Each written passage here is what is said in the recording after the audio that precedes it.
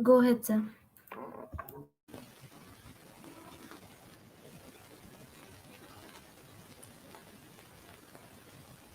Hello everyone.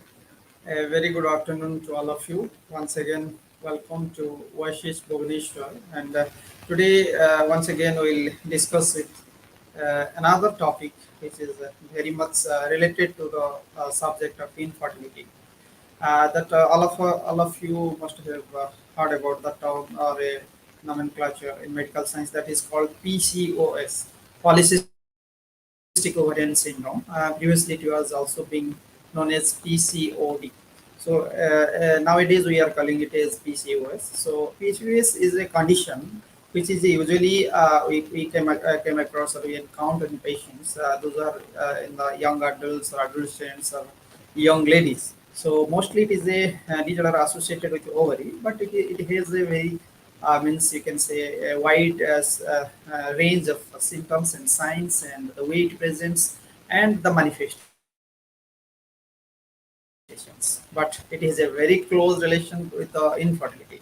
Hence, we'll mostly today we'll discuss and highlight how it is related to infertility and how we can deal with this aspect of human health disorder. Well, let us start with the definition of PCOS.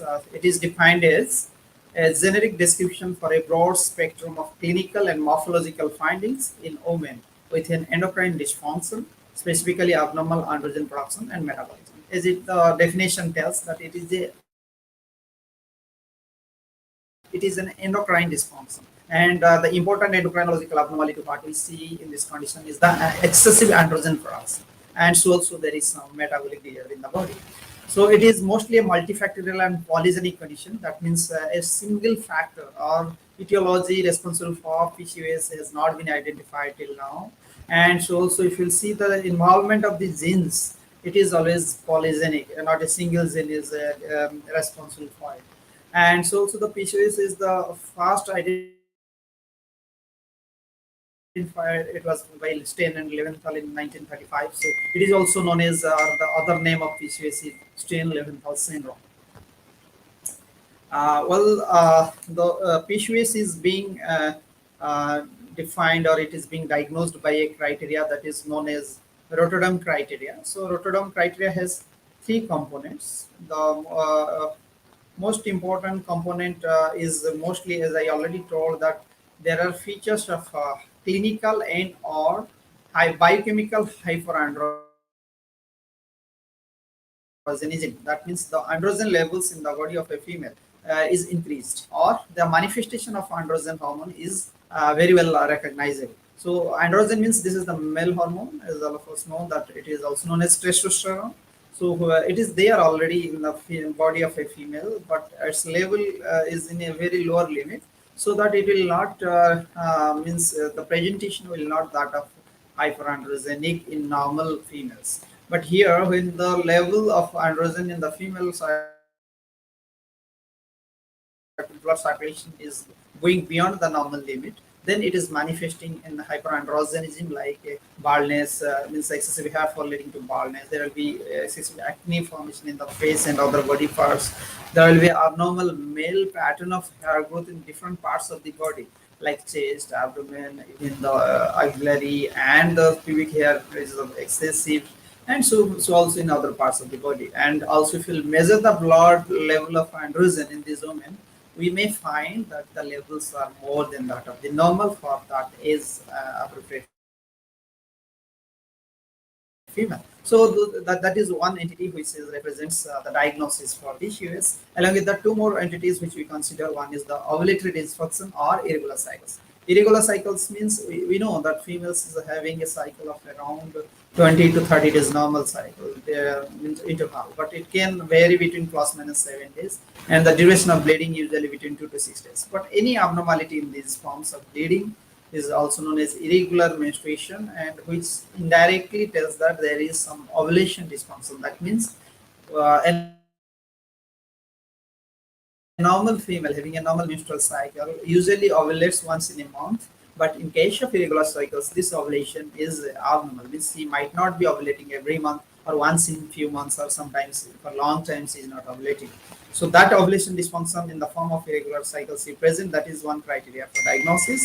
And the third criteria is the ultrasound picture, which shows a polycystic ovarian morphology. That means in ultrasound we find there are follicles of size 2 to 9 millimeter, more than 20 in one volume of the ovary is more than 10 cc of one or both ovaries if present. So that is also another criteria to diagnose. But if any two out of these three criteria are present in a single female, then we consider those female as those who are suffering from polycystic ovarian syndrome. So this is the diagnostic criteria for polycystic ovarian syndrome, that is also known as Rotterdam criteria. And but while diagnosing PCOS, we should keep in mind that we should explore other etiologies which usually causes anovulation or excess androgen production. Like there can be some of the features like hyperprolactinemia, there can be hypothyroidism, there can be Marfan syndrome, there can be congenital adrenal hyperplasia, and few other diseases like androgen secreting tumors also. So all those things we should always explore before diagnosing PCOS. And if you'll see, if 2 out of 3 criteria is required for the diagnosis, then there can be 4 varieties of PCOS, right? Like either with PCOM with hypoandrogenism, or hypoandrogenism with ovulatory dysfunction, or ovulatory dysfunction and PCOM, or all the 3 present in the same field. So in all those cases, it can be of any of the 4 types.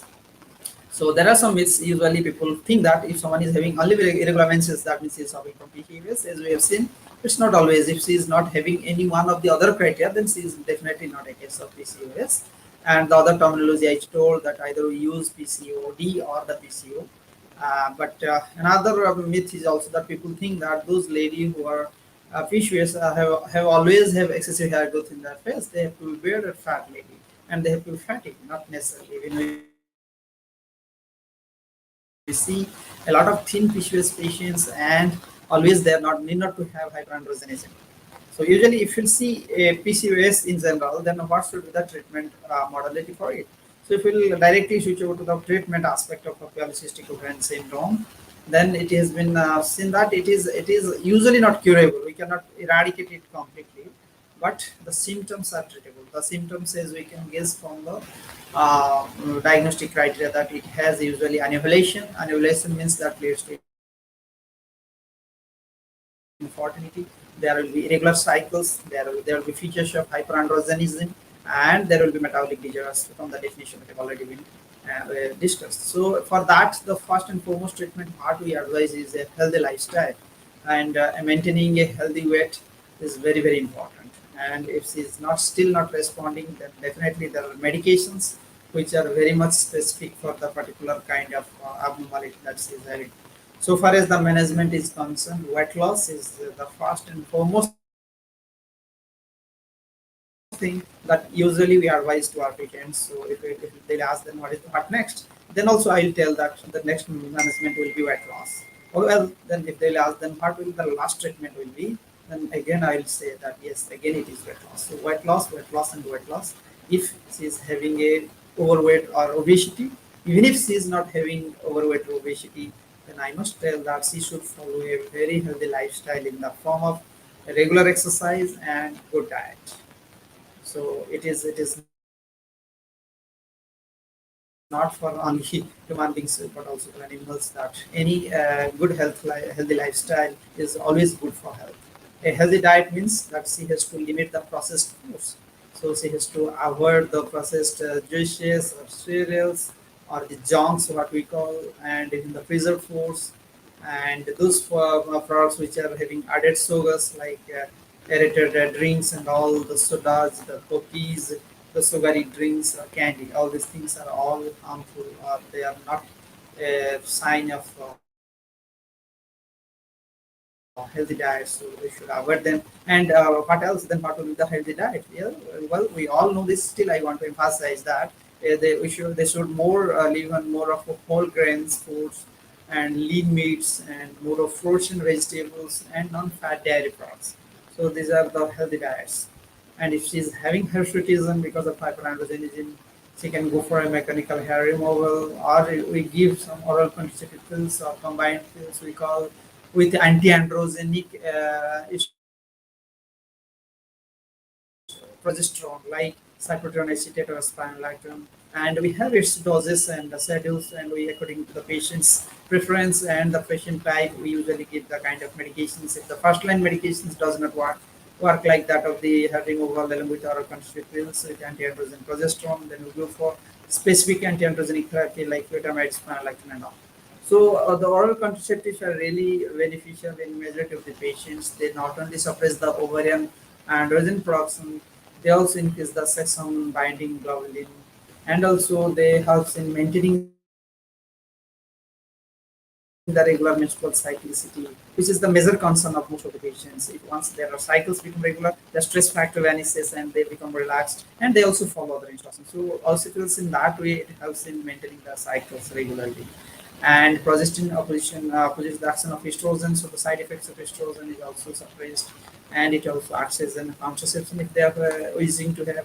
And already I told that if there is excessive uses of hyperandrogenism, we could go for anti-androgens like spironolactone, glutamate, and finasteride in its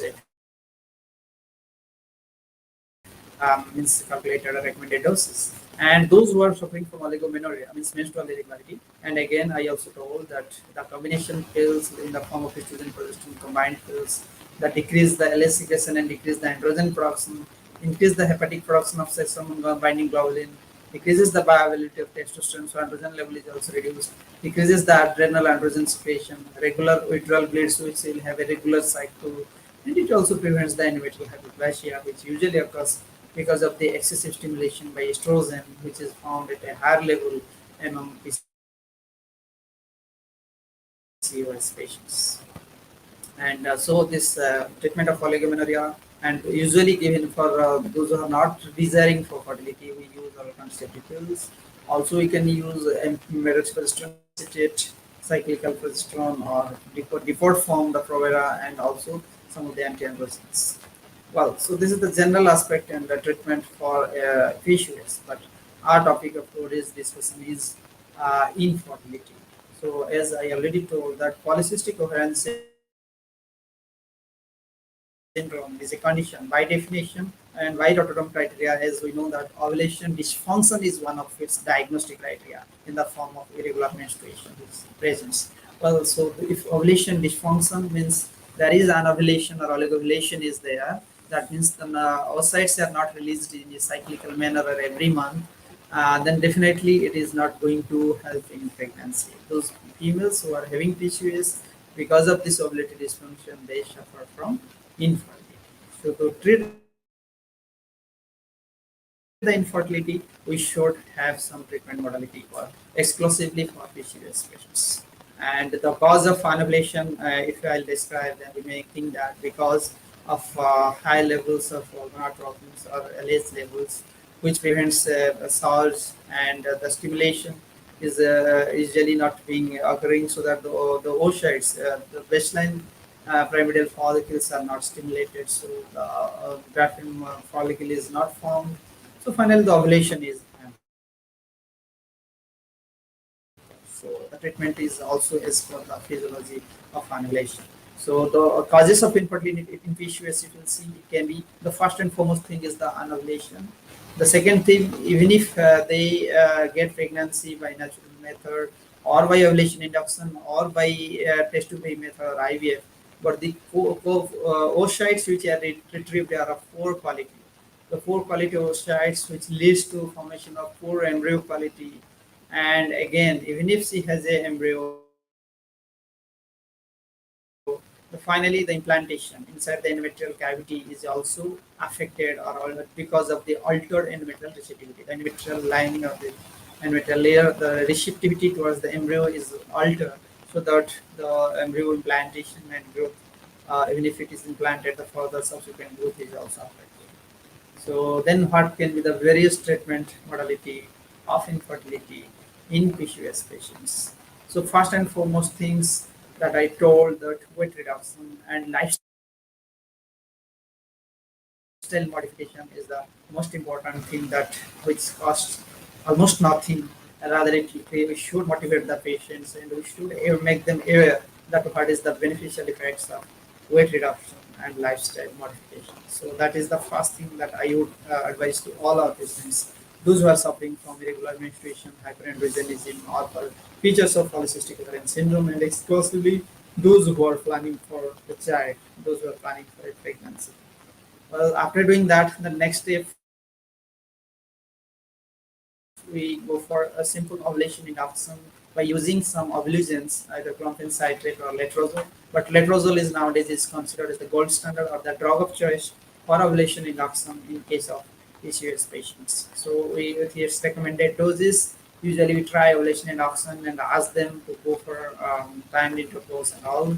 If still they are not responding, there is no ovulation, there is no pregnancy, then we go for ovulation induction by using gonadotropins. The second line ovulation induction are gonadotropins, those usually used for IVF and ICSI process.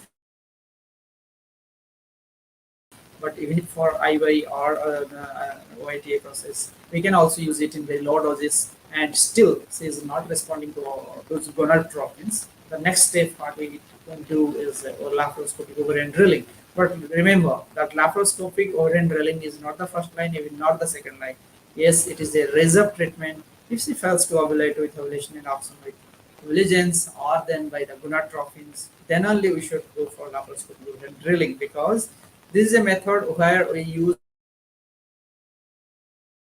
laparoscopy, that means under general anesthesia. It involves cost, it involves some complications or risk for the patient in the form of anesthesia and surgery. Hence, if we go for a drilling, that means we usually puncture the ovary with some electrodes or monopolar electrodes, where we try to char or burn the cortex or cortical layer of the ovary, and thereby we decrease the androgen secretion.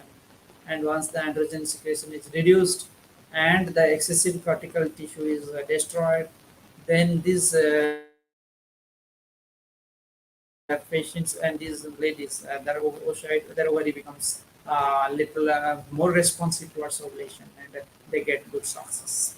Well, so even if they fail with all these techniques, the last thing what we use is assisted reproductive techniques.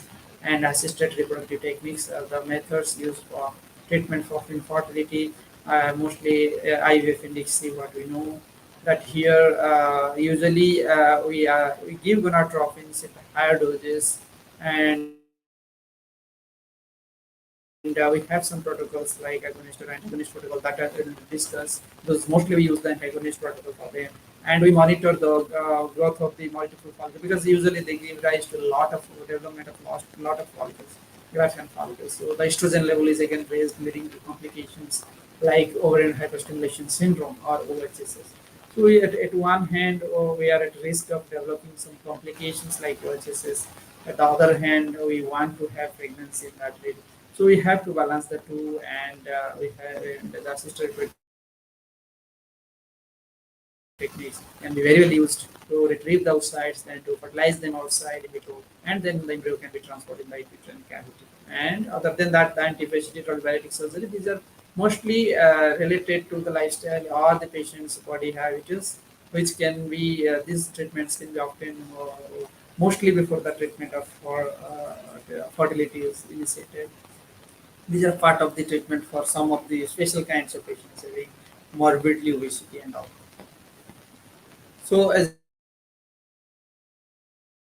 I was discussing that so far as the ovulation induction in case of polycystic ovarian syndrome patients are concerned, the letrozole is the drug of choice. It is an aromatase inhibitor, and the lowest dose what we start to do ovulation induction is 2.5 milligram daily for orally, usually started from day 3 to 7 for 5 days, and it is being monitored with ultrasound to see the growth of the follicles. And if it fails to perform its function, that means the dominant follicle is not formed, then the second line we can use the clomiphene citrate, and no peripheral anti-estrogen effects on endometrium and cervix because it's been found, just like clomiphene citrate is found to have some anti-estrogen effects on the endometrium and cervix because it's reduced. So the motility for sperms entering inside the cavity is affected. And monofollicular ovulation, unlike clomiphene citrate, can lead to polyfollicular multifollicular growth, but here we find monofollicular growth of follicles, and there are some problems of ovulation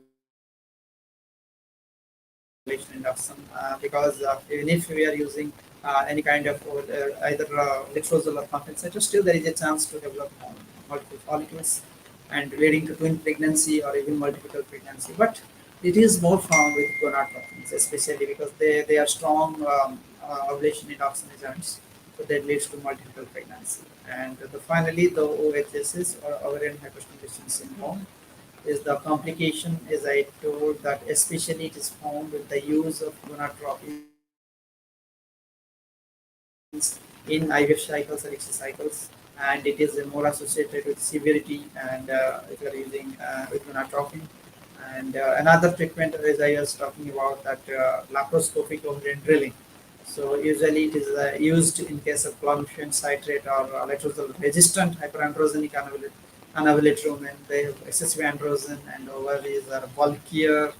And in that cases, either we can go for a wedge rejection. Wedge rejection means usually we take chunks of excessive tissue from the cortex so that the androgen secreting tissues are removed, and also removal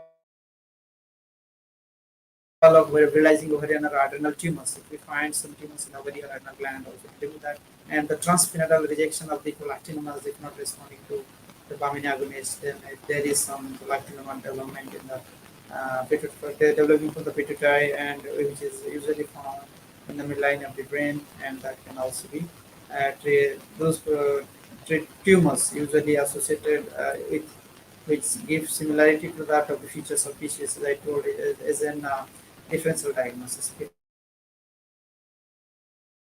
it is there, then we can also remove this difference. Well, if we are coming to the assisted reproductive technology in case of PCOS patients, and especially we know assisted reproductive technology means usually the common people think of or they imagine of the test tube baby as if a baby is being generated inside a test tube and it is being transported into the uterine cavity of the mother. But in reality, it is not that. It is just a misnomer, and the oocytes and the ovaries, sorry, the oocytes in the sperm. That means the gametes from the male and female partners are collected, and they are being means both the gametes are fertilized in the laboratory under microscope using some media simulating an environment that like of the internal body environment where there was fertilization. Then it is being incubated inside an incubator. So once the fertilized egg starts dividing into 2, 4, 6, 8 like this, the number of cells keep increasing. When it becomes 3 to 5 days, and the number of cells are becoming 12 or more, so in the form of blastocyst or the 5 embryo, those are being transported into the uterine cavity. So it is very microscopic. It is not even the parts or organs of the baby have not yet developed. So it is never the test tube is a part of the treatment or part of the formation of the embryo. It's just a misnomer or a nomenclature for making it catchy. So this embryo is being transported into the uterine cavity, and once the endometrium of the uterus accepts or accepts the implantation process, that means it is being implanted there, the embryo is being implanted there, then the blood circulation is established, then the embryo grows into gradually, and thus also the uterus grows. So till the development of the fetus happens. So that assisted technology, as I told, is the last research or the last option for treatment of infertility in case of polycystic ovarian syndrome patients. So here, as you can see, these are the multiple number of graphene follicles usually being grown by using the gonadotropins, and the ultrasound picture looks like this. And then through ultrasound guided proof, these oocytes are being picked up or being aspirated from inside. Then it is seen under the microscope. It looks like this, and the sperm is taken and with the needle, and it is being punctured inside the oocyte, and it is being pushed inside the cytoplasm, and so that after the genetic material of both come together, then it is being incubated inside the incubator, leading to the formation of embryos, the blastocyst followed by the embryos. As you can see, the multiple number of cells is seen in the microscope. Then in the last step, These embryos, or at least one or two embryos, are being transferred into the uterine cavity by a ET catheter or embryo transfer catheter. As you can see, this is kept at the tip, and on the ultrasound guide, it is being pushed inside the cavity, which will go and get settled inside the uterine cavity, will get implanted, so that the growth of the fetus occurs, and so also that of the uterus. Well, so this is the entire process of managing a case of infertility in case of PCOS, through the process of lifestyle, then ovulation induction, then IVF, and all. So there is a complication that already I had uttered, that is called ovarian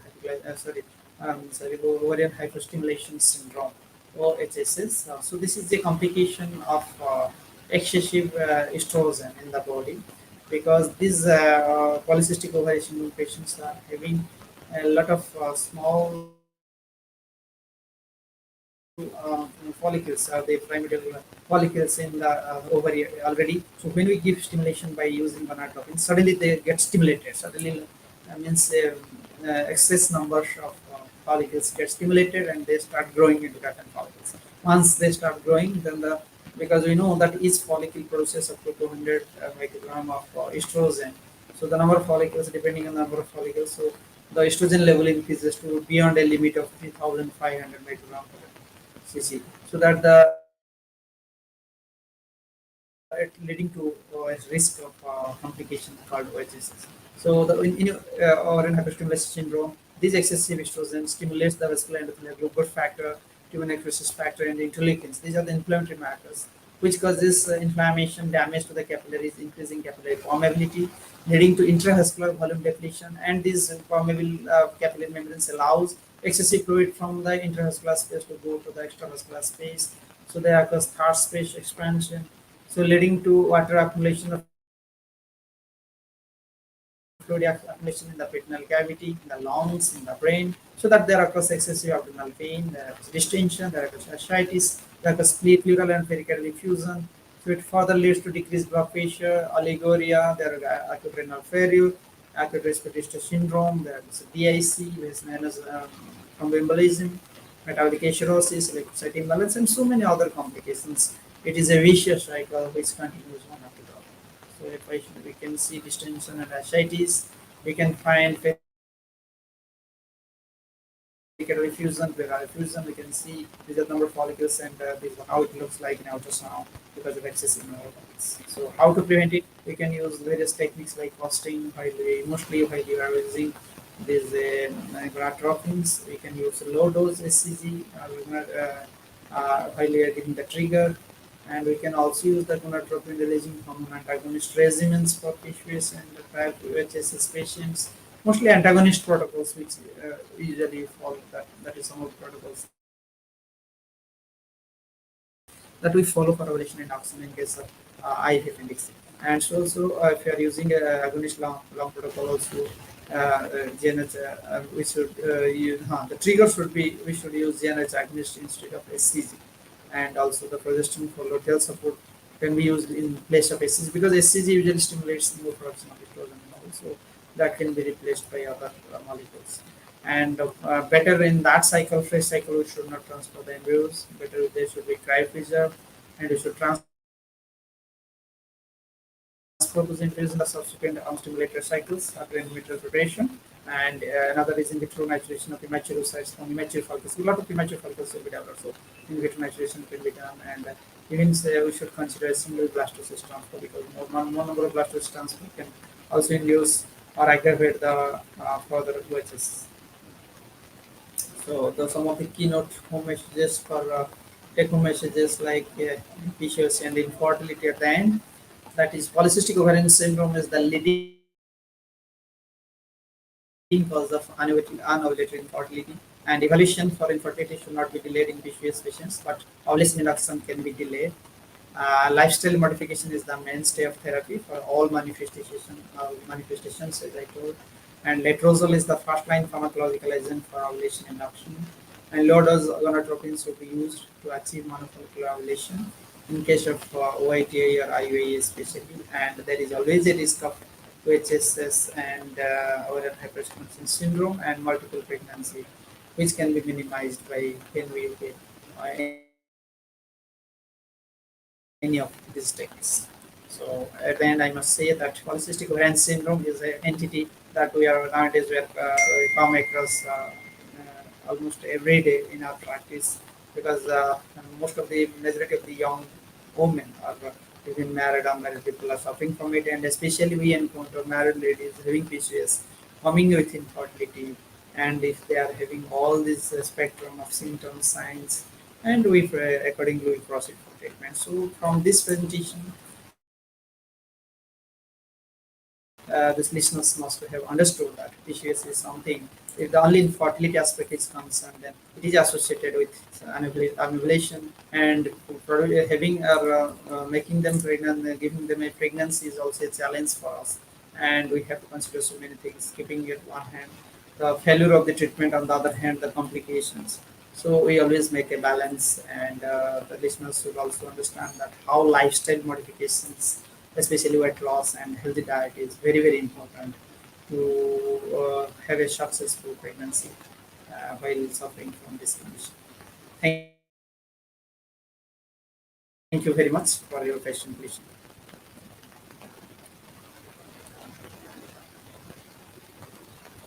Well, so I'm at the end of the presentation. If there is any questions from the viewers, I'll be happy to answer.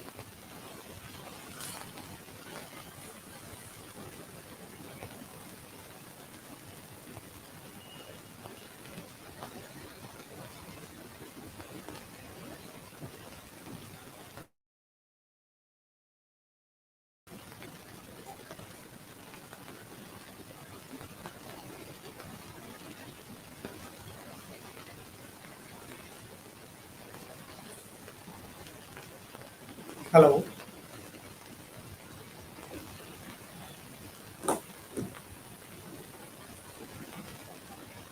Hello. Am I audible? Yeah. So we have some questions. Can you please check, please? Yeah, yeah. I cannot find any question in the chat box.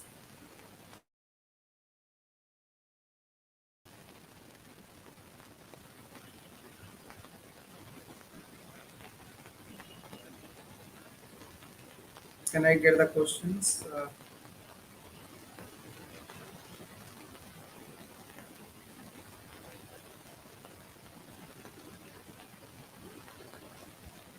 So can you please come back to the main screen?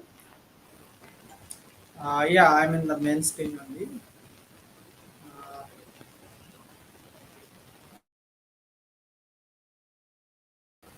but I cannot get any questions over there. Comments are in the private chat.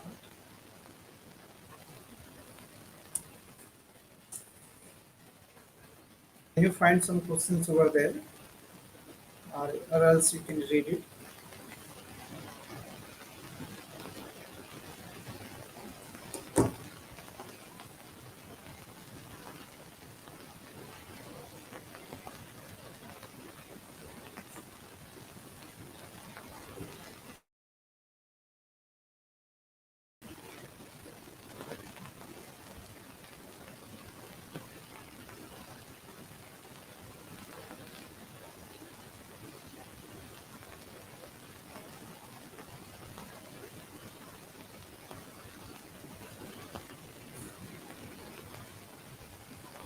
Yeah.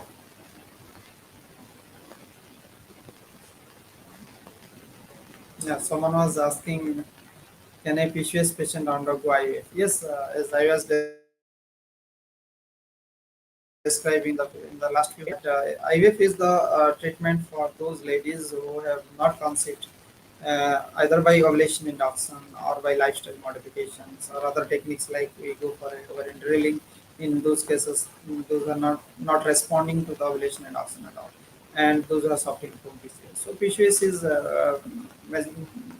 it's very well we can perform the IVF for infertility with fertilization, but we have to keep in mind that these patients are more prone for developing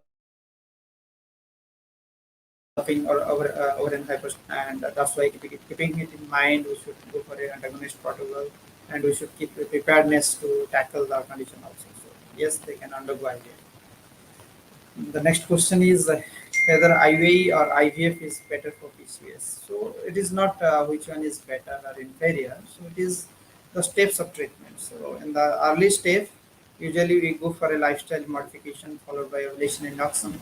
If she fails to conceive with that IUI, ovulation induction, then we go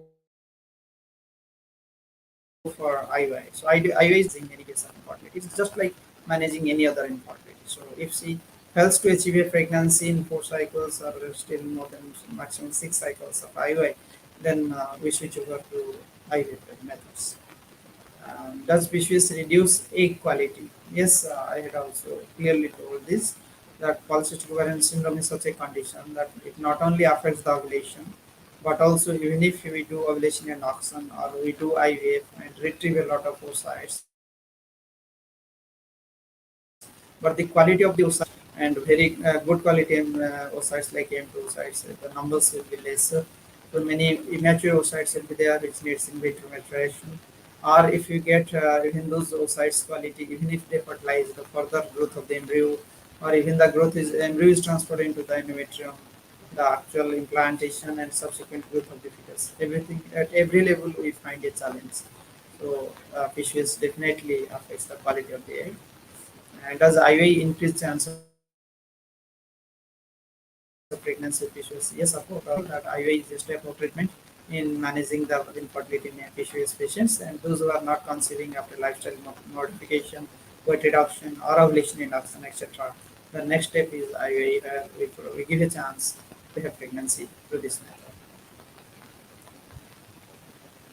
Okay, thank you. So I think these are the questions for today. So thank you everyone, and also the team Oasis for arranging this Facebook Live. And I am the Prasanta Kumar Nayak from Center. And thank you very much. Have a great day ahead. Take care.